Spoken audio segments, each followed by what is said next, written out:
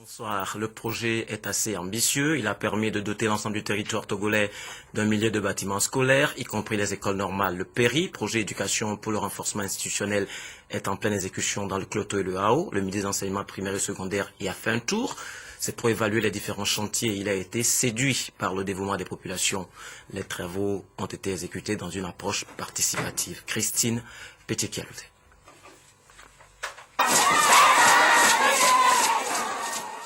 Un bâtiment scolaire de 3 classes, des bureaux et magasins, 2 blocs de latrines et un point d'eau à l'école primaire publique de Nivé Kalakala.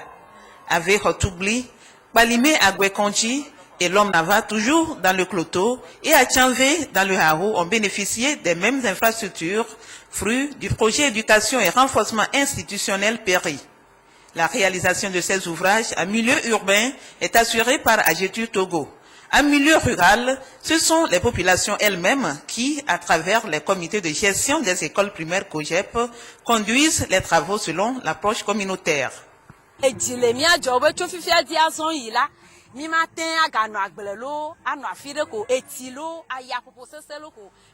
Grâce au projet PERI, nous pouvons aujourd'hui être tranquilles. Nos enfants seront en sécurité. Nous manquons de mots pour dire notre satisfaction pour toute la formation que nous avons reçue. Nous avons eu 5 formations et après les 5 formations, il y a eu le financement. Et au moment de la construction, nous venons pour suivre. On voit le dosage du ciment, du sable, du gravier, tout. Sur l'ensemble du territoire national, on compte 815 nouvelles salles de classe. Le PERI prend également en compte la construction de 3 écoles normales d'instituteurs, dont celle d'Adeta dans la préfecture de Kwélé. Tout ceci grâce à l'appui financier du Partenariat mondial pour l'éducation. Le projet PERI a bénéficié d'un financement de 45 millions de dollars, ce qui fait à peu près 22,5 milliards de francs CFA. Il y a l'approche classique, c'est-à-dire qu'on remet le chantier à une entreprise qui fait le travail du début jusqu'à la fin. La deuxième approche, c'est l'approche que nous disons approche communautaire. Ça veut dire que nous aidons plutôt les communautés à suivre le travail, à recruter l'entrepreneur, à suivre les chantiers jusqu'à la réalisation des travaux. Donc c'est cette phase qui a été, je dirais, la phase la plus bénéfique pour le projet. Parce que là, nous avons réalisé assez d'économies. Malgré les efforts dans le secteur de l'éducation, les besoins en infrastructures sont encore énormes.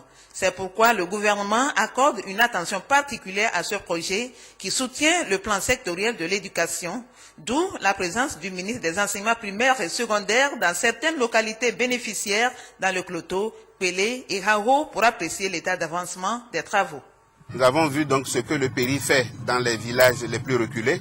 Nous avons vu également ce qui se fait en milieu urbain. Partout où nous sommes allés, que ce soit dans les établissements primaires ou que ce soit au niveau de l'ENI, nous pouvons dire quand même que le travail se fait, un travail de qualité qui se fait. Surtout au niveau du primaire, nous avons initié quelque chose. Au niveau du Togo, c'est les COGEP. C'est les populations elles-mêmes qui gère pratiquement tout le processus du marché jusqu'à la construction et la réception des ouvrages. Et là, nous avons rencontré ces COGEP-là qui sont très fiers. Il y a longtemps que nous parlons des bâtiments qui se construisent. Il est quand même temps de les faire voir. Le projet devrait prendre fin officiellement le 30 avril dernier. Mais avec les économies réalisées grâce à l'approche communautaire, le Togo dispose encore de 6 mois pour la construction d'au moins 181 salles de classe additionnelles. En dehors du partenariat mondial pour l'éducation, certains pays comme l'Allemagne font aussi partie des plus fidèles partenaires qui accompagnent le Togo dans la réalisation des projets éducatifs. En témoigne ce nouveau centre construit grâce au financement de l'ambassade d'Allemagne au Togo. Nestor Mouzou. Voici le centre de formation artisanale d'insertion sociale de Pangazibio dans le canton d'Awenjelo, préfecture de la Kosa. 2 nouveaux bâtiments ont été construits dans ce centre. Leurs portes sont désormais ouvertes aux apprenants du centre. Ils constituent leur dortoir et ils ont été offerts par l'ambassade d'Allemagne au Togo. Il y a des apprentis ici qui n'ont pas d'endroit pour rester pendant la campagne d'alphabétisation. Et de cette manière, ils peuvent rester ici, ils sont logés dans des bonnes conditions. Et parce que je veux prouver que c'est un projet qui me tient au cœur, et parce qu'on a financé ce projet avec un montant de 9 millions de CFA, alors je suis ici pour inaugurer ce projet. Le centre de formation artisanale de Pangazior a été créé le 22 décembre 2008 de la volonté de l'association de lutte contre l'analphabétisme, la faim et l'extrême pauvreté à la FEP et de la communauté du village. On apprend aux gens à parler français pour appliquer à un emploi. Par exemple, à être maçon, à être menuisier, à être couturier, à être tailleur. Voilà, on leur apprend à penser logique et surtout dans la langue française. Parce que là, quand les gens produisent, il faut quand même exporter, il faut vendre. Et là, c'est une formation continue. Le centre a déjà formé 83 jeunes déshérités depuis sa création. Il compte aujourd'hui 75 apprenants. La réception d'un nouveau bâtiment a donné l'occasion aux responsables du centre d'exprimer certains besoins qui sont le relèvement du salaire des formateurs, l'électrification, l'équipement et la réfection de la voie d'accès. Au Togo, l'éducation a un volet complémentaire et non moins important, l'alphabétisation. Elle concerne surtout les personnes déscolarisées ou âgées en dehors des programmes officiels.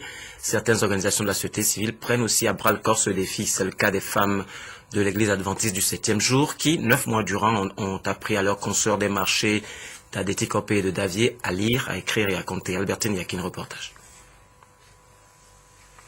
Anna n'a pas eu la chance d'aller à l'école. Elle s'est inscrite au centre d'alphabétisation du marché de Noukafou. Fini les intermédiaires pour gérer les correspondances de ces femmes, ouvrières et commerçantes. Plus jamais d'aveugles devant l'écriture. Ce défi est relevé grâce aux femmes du ministère de l'Église adventiste du 7e jour qui ont pris en compte l'autonomisation de la femme. Ces dernières ont alphabétisé plus d'une centaine de femmes de la région maritime, des localités d'Adétikopé, de Davier-Mondji et de Tchevier-Lomnava.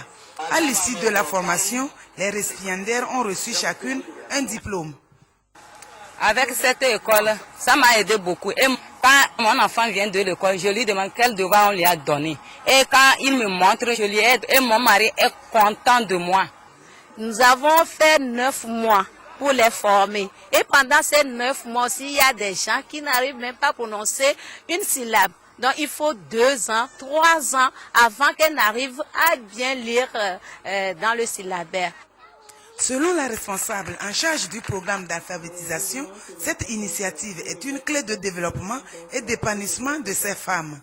Nous avons associé à cette formation d'autres méthodes qui sont par exemple la fabrication de savon, c'est-à-dire les formations en AGR, les formations sur l'éducation des enfants, les formations sur la santé et aussi dans la vie de chaque jour. Donc c'est toutes ces choses-là qui leur donnent le courage de venir assister à ces cours-là.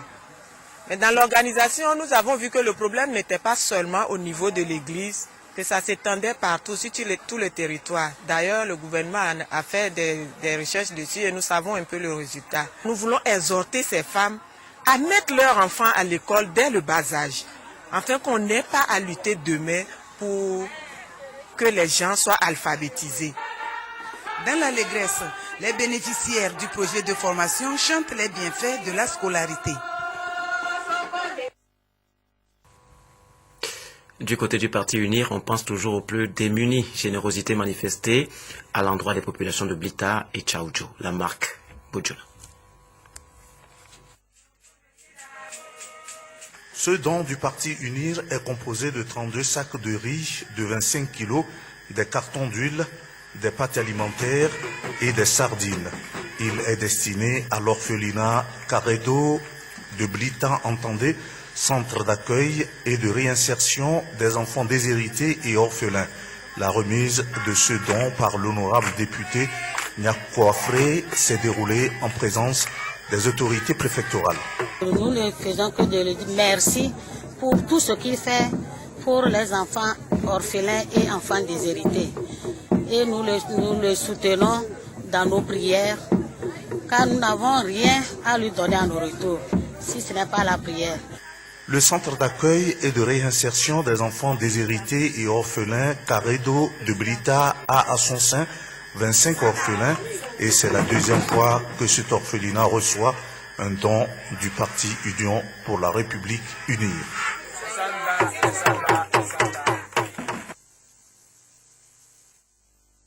Même geste à Pagoda, des vivres pour garnir les plats de ceux qui n'ont rien à manger grâce au programme social du parti Unir. Nous retrouvons Nestor Mouzou. Sac de riz.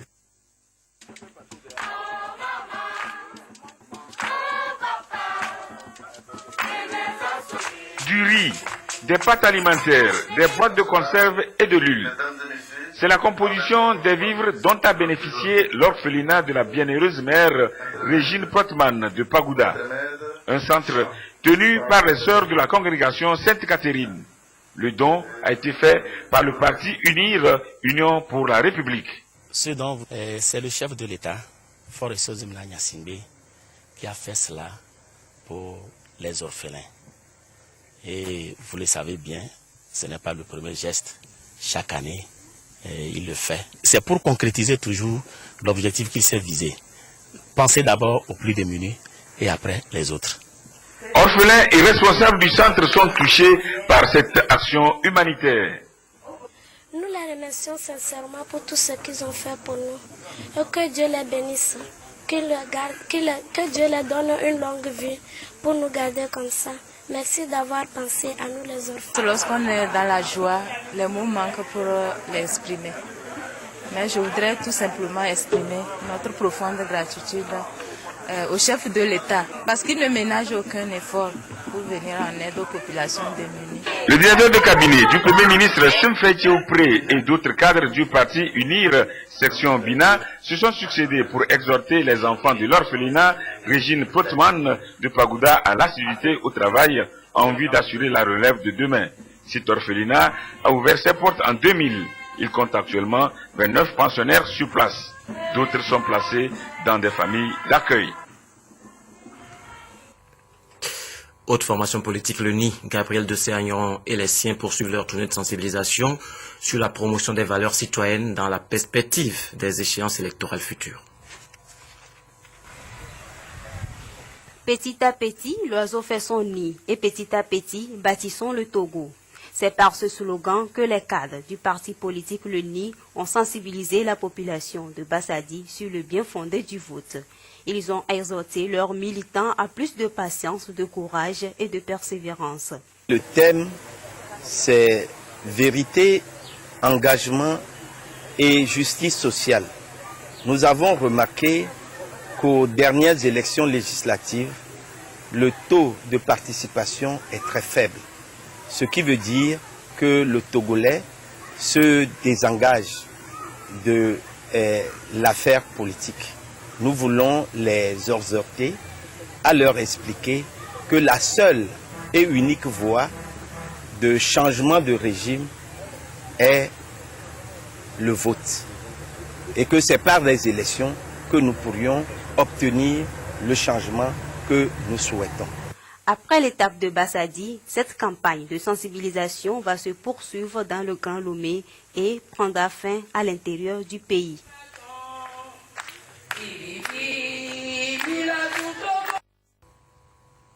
Les infirmiers du Togo se mettent au pas des nouveaux défiliés à l'exercice de leur métier. Ils ont suivi des séances de recyclage de la part de leurs aînés avec un appui de taille, la présence d'encadreurs techniques venus de la Suisse. Emmanuela Adjaklo, Albertine Yakin.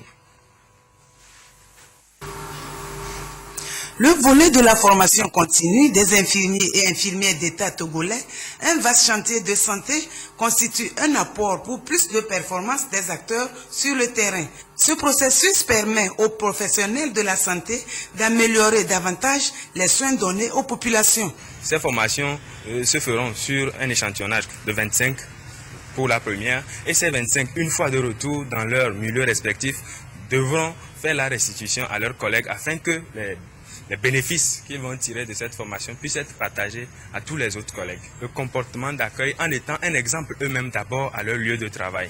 En étant un exemple, c'est sûr que les autres vont copier et par ricochet, ils changeront de comportement.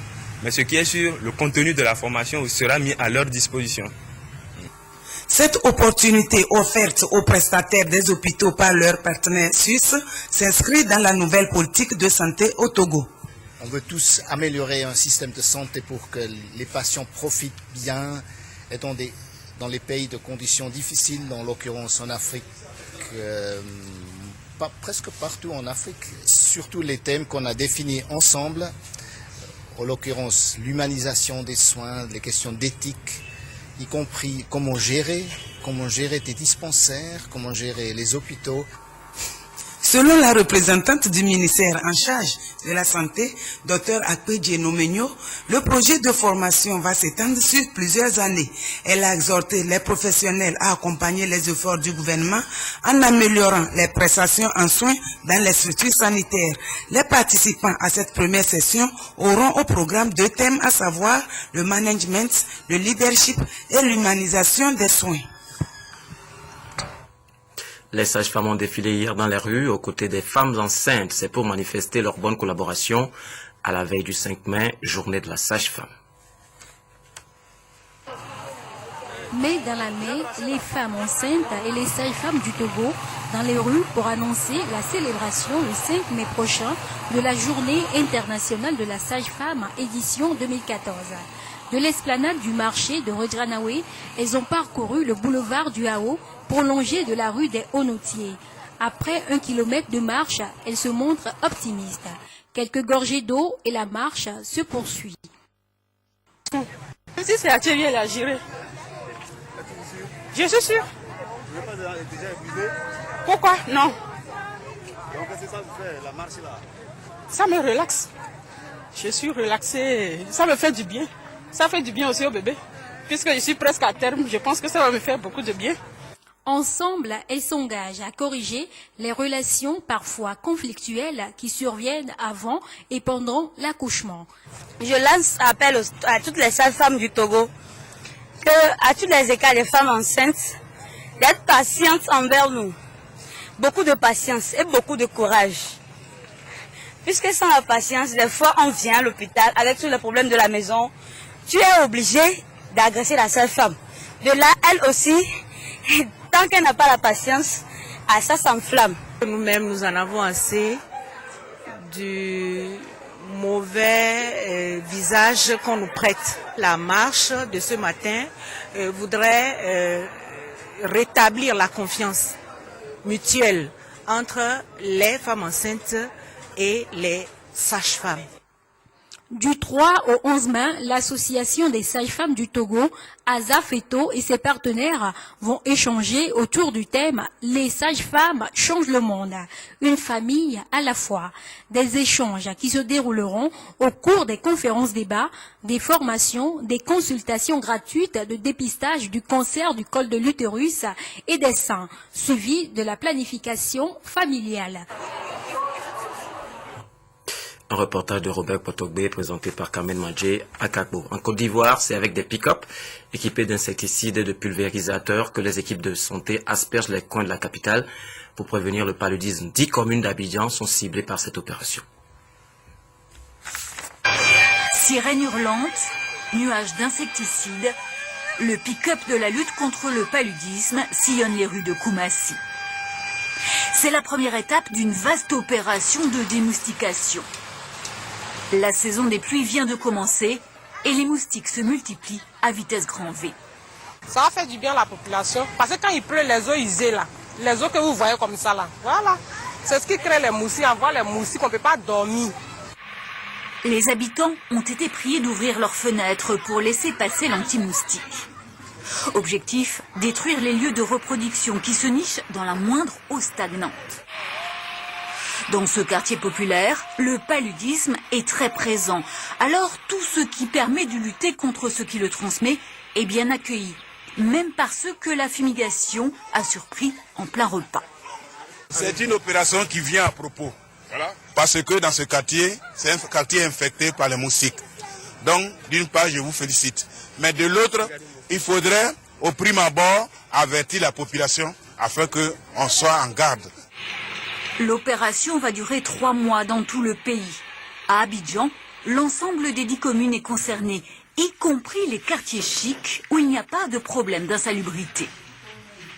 L'environnement peut être salubre, vous pouvez arriver dans une cour très salubre, mais dans un coin, on a oublié une petite casserole et quand il pleut, l'eau reste dedans. Donc ça suffit aux moustiques de se développer même dans cet environnement-ci. En Côte d'Ivoire, le paludisme reste, et de loin, la principale cause de mortalité chez les enfants, avec 37% des décès. C'est le 25 avril qu'a été célébrée la journée mondiale du paludisme. Au Togo, le réseau des acteurs de développement à la base et ses partenaires en ont profité pour mener des activités de sensibilisation sur les méthodes de prévention auprès des communautés de Adétikopé et Agouezongo. Sur place, des dépistages gratuits ont été effectués. Sonia Ménico, Clarisse Aticlé. Le paludisme constitue le premier problème de santé publique au Togo. Il sévit de façon endémique toute l'année sur toute l'étendue du territoire avec une recrudescence en saison des pluies dans les zones arides. Le réseau des acteurs de développement à la base RADEB, composé de 4 ONG, a sensibilisé les populations d'Agoué et d'Adétikopé pour qu'elles puissent lutter efficacement contre cette maladie. Il y a certaines populations qui ne sont toujours pas au courant de comment est-ce que la maladie se transmet, de comment est-ce qu'on sait qu'on a le palu ou pas. Donc cette campagne consiste à aller vers les populations, leur dire, si vous voyez ce genre de signes, des maux de tête, fièvre, vomissements, courbatures, c'est peut-être le palu. Il faut aller dans des centres de santé pour qu'on voit si vous avez le palu ou non. Cette séance de sensibilisation, couplée de dépistage du paludisme, a été bien appréciée par les populations. Et ce qui nous intéresse, c'est que la population a répondu massivement à cette invitation et ça nous permet quand même de voir un peu la prévalence du paludisme dans le quartier d'Adétikopé ici. Il existe 2 formes de paludisme identifiables au test rapide de diagnostic du paludisme. On parle de paludisme simple, caractérisé par les maux de tête et fatigue, et le paludisme grave, caractérisé par la fièvre et le vomissement. Avec l'amélioration de la science, les scientifiques ont eu la chance de découvrir ce qu'on appelle le test rapide. Et ça nous facilite le travail sur le terrain. Pour lutter contre le paludisme, il est conseillé de dormir sous une moustiquaire imprégnée, de fermer les portes et fenêtres et enfin de désinfecter les eaux usées. Quelques nouvelles brèves. Procès de Mohamed Morsi en Égypte, visite d'un haut responsable onusien en Centrafrique, exploit des athlètes africains au marathon d'Allemagne et puis festival folklorique au Ghana. Voyons tout cela en images. Mohamed Morsi devant la justice. Samedi, l'ancien président égyptien était entendu par les juges dans le cadre d'un procès pour espionnage en vue de mener des actions terroristes. À ses côtés, 35 co-accusés, dont des dirigeants des frères musulmans. Au même moment, un autre tribunal du Caire condamnait une centaine de ses partisans à 10 ans de prison pour des manifestations violentes. Le secrétaire général adjoint aux opérations de maintien de la paix des Nations Unies est actuellement en visite en République centrafricaine. L'objectif d'Hervé Latsou est d'évaluer la situation avant le déploiement des 12 000 casques bleus dans le pays en septembre. Durant sa conférence de presse, il a évoqué la possibilité de déployer des drones non armés pour surveiller le territoire. La MINUSCA prendra la relève des 6 000 soldats africains de la MISCA et sera chargée, entre autres, d'assurer la sécurité de la population et des convois humanitaires. En Allemagne, le marathon d'Hambourg s'est achevé ce dimanche. En tête, l'Éthiopien Choumi Deshaza, qui a parcouru les 42,2 km en 2 heures, 6 minutes et 44 secondes. Chez les femmes, c'est la Kenyane Georgina Rono qui est arrivée la première en 2 heures, 26 minutes et 47 secondes. De son côté, l'ancien recordman éthiopien Ali Gebre Selassie a dû se déclarer forfait peu de temps avant la course en raison d'une allergie au pollen. Premier samedi du mois de mai dans la région du centre au Ghana. Comme tous les ans, les habitants de Winneba se sont rassemblés pour le festival d'Abo Akier, un rituel qui existe depuis 300 ans. 2 groupes d'hommes entrent en compétition pour attraper en premier le daim qui sera sacrifié en hommage au dieu Penkiéotou. Alors que les chasseurs étaient revenus bredouilles l'année dernière, un homme est cette année sorti de la forêt au bout de 2 heures en portant sa proie sur les épaules. Après la chasse, les chasseurs et leurs femmes ont défilé dans les rues de la ville en chantant et en dansant, une tradition ancestrale qui attire de plus en plus la curiosité des touristes. Au Togo, c'est le grand Yoto qui va vibrer le 16 août prochain au rythme de Rogbezan 2014. La fête des moissons et des retrouvailles de tous les ressortissants du milieu. Le folklore local sera au rendez-vous, mais c'est surtout l'occasion de réfléchir au développement de la préfecture. Patrice Boko.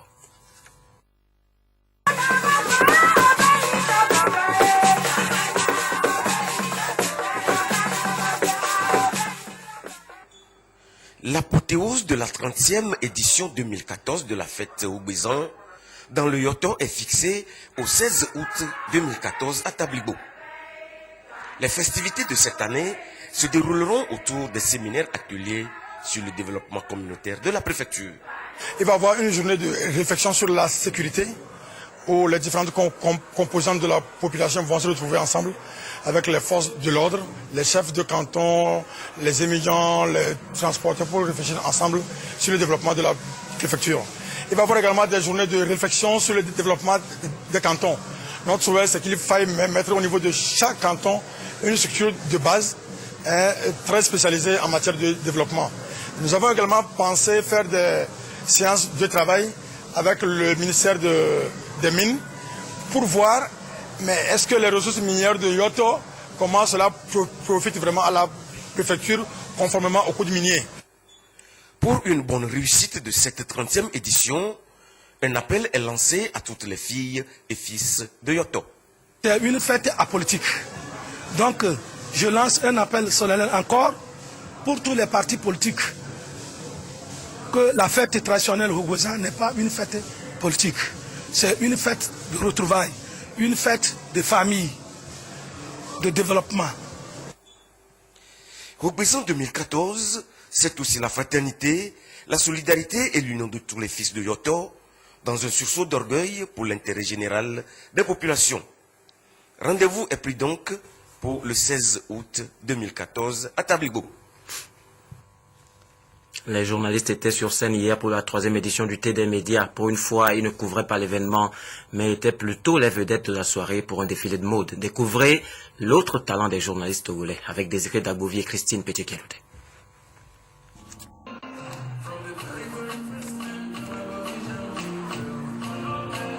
Ils ont laissé tomber leurs plumes, leurs micros et caméras.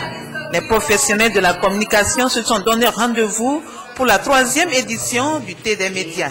Celle-ci coïncide avec la Journée internationale de la liberté de presse, célébrée le 3 mai de chaque année. Invité d'honneur, la ministre en charge de la communication. Ce soir, ils veulent nous montrer qu'ils ont d'autres talents, mais surtout, ils nous montrent également qu'il n'y a pas que le travail.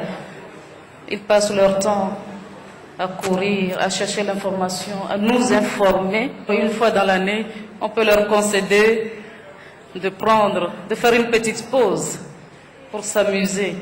Mais ils n'ont pas choisi n'importe quel jour. C'est la journée mondiale de la liberté de la presse. Et c'est pour cela que je suis aussi parmi vous. Et c'est l'équipe de l'émission Le Bala qui donne le ton.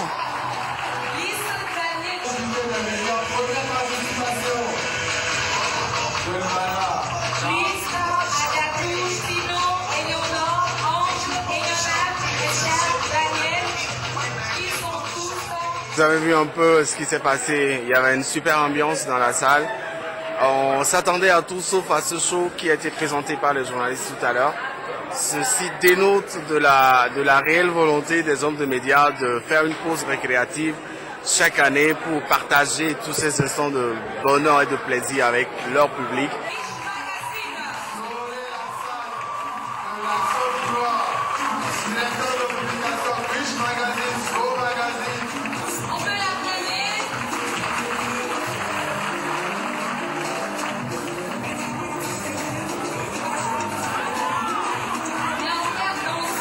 c'est pas quand même facile. Souvent, on voit les gens défiler. Là, véritablement, se mettre dans la peau de ceux qui défilent a été une expérience vraiment très difficile pour nous. Mais pour autant, c'est quand même aujourd'hui une journée de la liberté de la presse. Donc, il était important pour nous, en tant que journalistes, de montrer qu'on savait faire autre chose à part nos activités quotidiennes.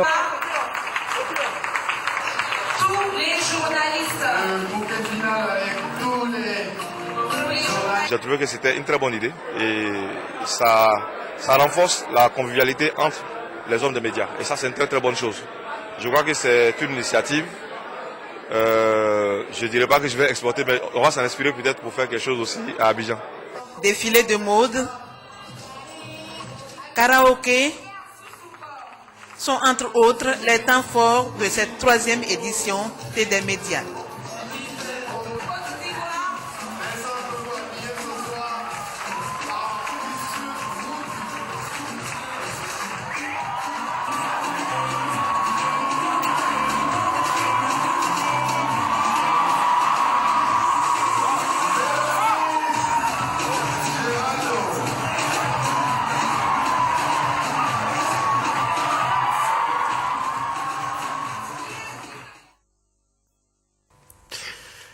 Le championnat national de football de première division saison 2013-2014 a démarré depuis hier à Notien. Ce soir, au stade municipal de Lomé, l'AS Douane et l'AS Togo-Port se sont donné rendez-vous. Une rencontre sanctionnée par la victoire des douaniers 1-0 aux dépens des portuaires. Le derby de la capitale entre l'AS Douane du Togo TWTU et l'AS Togo-Port n'a pas été à la hauteur des attentes. Les deux équipes n'ont proposé qu'un jeu décousu. Seule cette grosse maladresse de Kokuvi Fano à la 28e minute à se mettre sous la dent avant la pause. La seconde période, une copie conforme de la première. C'est à la 80e minute, sur cette tête de Ourouane Aziz, que l'AS Douane, vice-champion de la saison dernière, l'emporte donc 1-0 face à l'AS Togo-Port sans toutefois convaincre. Autre résultat de cette première journée, Agaza a pulvérisé Gomido à Agoué 5-1. À Bassa, Bikenti a épinglé Dito 1-0. Même score entre Fouadan, Asco, Ange de Notien Maranata et Semassi Unisport. Voilà, merci de nous avoir suivis. À très bientôt.